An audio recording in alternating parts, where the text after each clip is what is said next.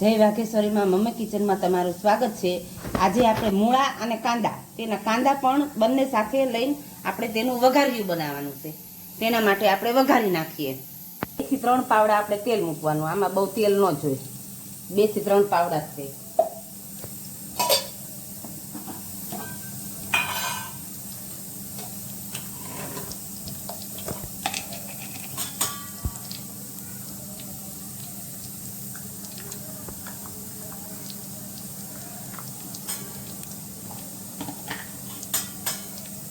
આપણે હિંગ અને મસાલો અને મેથીયો મસાલો તેના વડે આપણે વઘાર કરવાનો છે।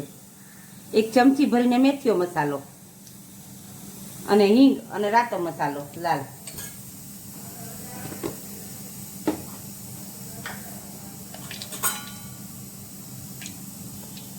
થોડીક રાઈ,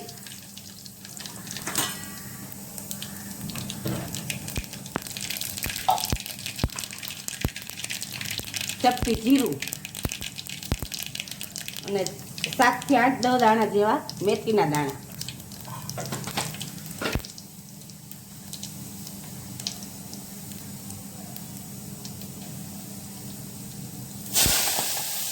આમાં પાણી નાખવાનું નથી। પાણી હોય ને ધોયેલું ઈ જ પાણી આવી જાય આમાં। આમાં બિલકુલ પાણી નથી નાખવાનું।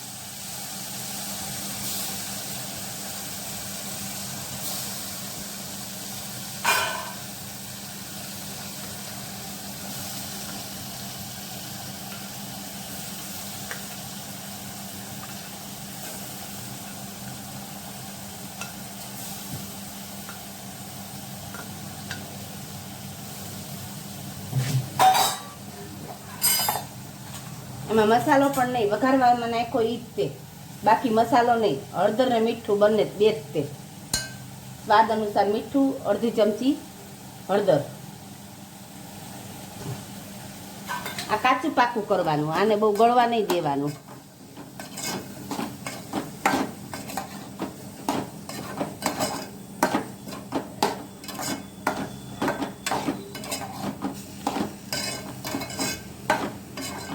થોડીક વાર રહેવા દઈએ। આપણું પાણી છે તે આપણું બળી જાય, બધું પાણી ત્યાં સુધી રહેવા દેવાનું।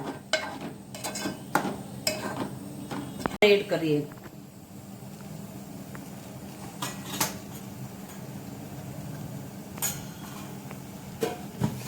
બિલકુલ પાણી નથી, આપણું પાણી બધું વઘારિયામાં બળી ગયું છે। મૂળા એકદમ બળી ગયું છે। જો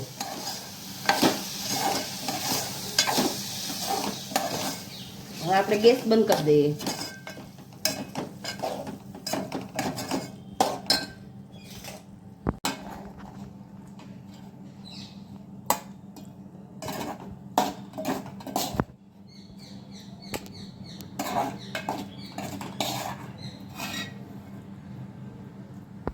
હવે આપણે મૂળાનું વઘારિયું આપણું રેડી તૈયાર થઈ ગયું છે। બહુ સરસ લાગે। આ શિયાળામાં કારતક માગસરમાં મૂળા ખાવા જરૂરી છે। તેના માટે જો તમને અમારી રેસીપી પસંદ આવી હોય તો અમારી ચેનલને તમે સબસ્ક્રાઇબ કરજો। આને રોટલી સાથે, રોટલા સાથે, ગમે એની સાથે તમે ખાઈ શકો છો। 5 મિનિટમાં તૈયાર આપણું થઈ જાય છે વઘારિયું।